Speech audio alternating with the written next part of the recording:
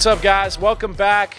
Here with the Optimum Athletes team, sitting down for a little podcast here. What we're going to talk about today with Mike Laneville and Ben Purcell is fall and winter training. We are heading into a time of year for high school players that I think is one of the most important, most pivotal, most whatever word you want to say that puts emphasis on this time of year. Guys, here's what it looks like for us. It's most guys are coming out of a season where they played spring ball. Obviously, everybody plays in the spring for their high school.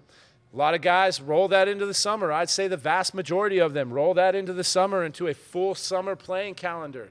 And then from there, even some guys roll that into a fall ball, whether it's with a travel ball organization or their high school. They usually play those 3 seasons in a row. For me, I wish, and in a perfect world, they'd pick 2 out of those 3, and we would develop in another one of those. But the one time that most every athlete gives to development is the fall and winter. That's just because the industry isn't doing much in that time. So what we have to do is we have to make sure, if you are one of those guys that you've been playing for the last 9 months, we have to make sure that we do not miss on this training block, because this is really the only time you got to level up.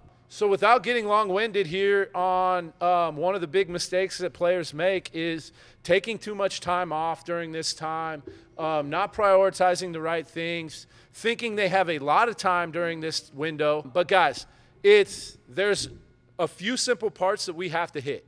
And that starts with, depending on the demands of what you have just done in season, there needs to be some sort of shutdown or cool down period.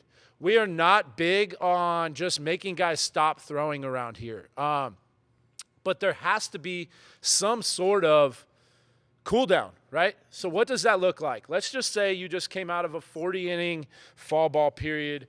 We're going to take a look at that, and we're probably going to give you 1 week of no throw.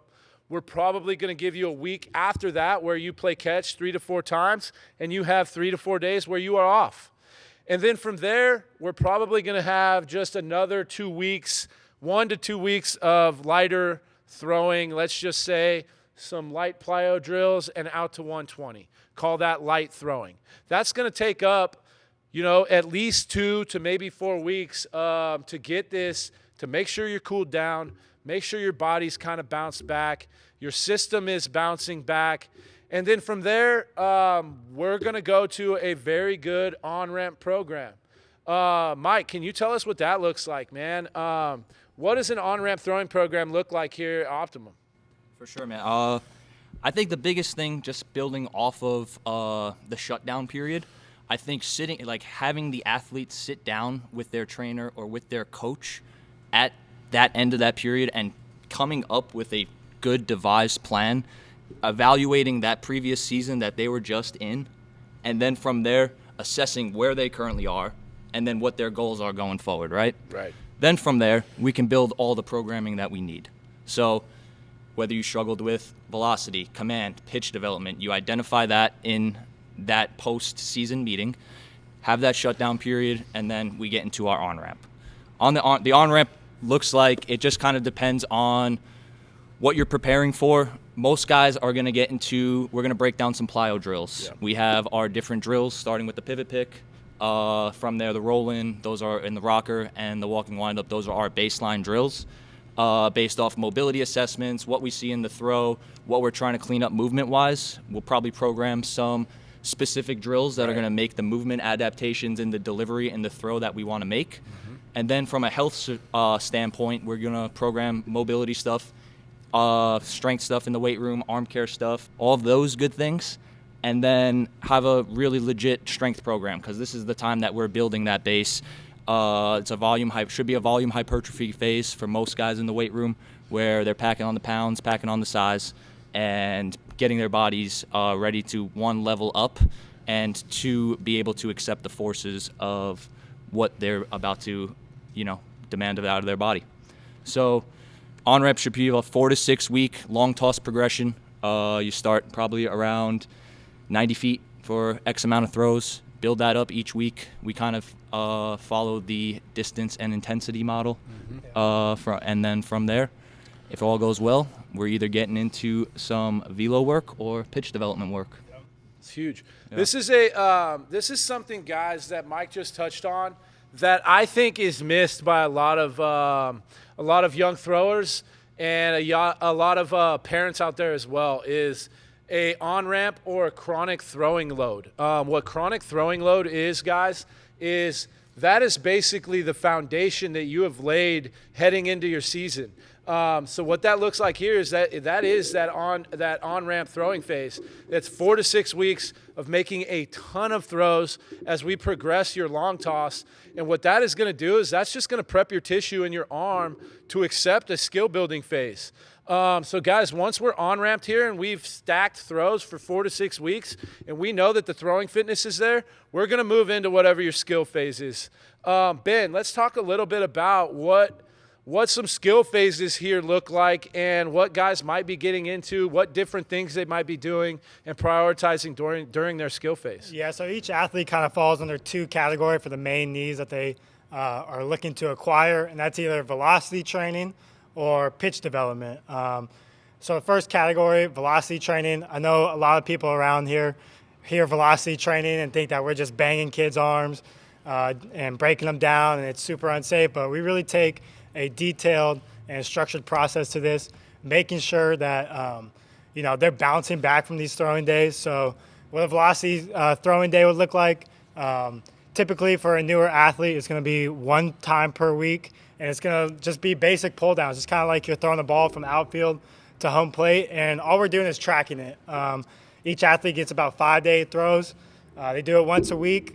They come back that next week. We see how they bounce back, and then, if they bounce back well and there's no, discomfort or pain or anything, then, they're going to do it again. They're going to do that for 4 weeks, hopefully, see some gains. But we're just trying to touch that threshold of velocity. A lot of people kind of just say, or the old thinking was, velocity just kind of comes with, weight room and growing up and, putting on mass and size. But you have to train it. You got to touch that threshold. And if you never have a program that just has basic pull downs, that's not a sketchy drill by any means, just coming in here, playing your long toss, and then coming inside and touching that threshold, like I said. So that's about 4 weeks, and then you'll deload after that. And then so the other side, pitch development. If we're going through pitch development, this is probably, a more developed athlete that kind of already has the velo. You're going to throw 2 to 3 light bullpen sessions a week, and we're going to just focus on your pitch shapes, your command. You'll be on the TrackMan for those 3 bullpens, so we have real-time data right then to actually make the changes. We don't believe in just using our eyes, and saying, oh, yeah, that pitch was good, Johnny. We want hard data that is used by a lot of colleges, a lot of professional organizations to know that we are actually making the changes in the pitches that we want, that are going to tunnel well off each other, that are going to move how we want, and ultimately transfer to a game. So, you're nasty and you're getting dudes out and you have pitches that are projectable for, whether it's junior college, Division I, pro ball. So, those are kind of the 2 phases. And I'd say in the weight room, like Mike said, in that first block, that on-ramp, it's a lot of volume, a lot of strength.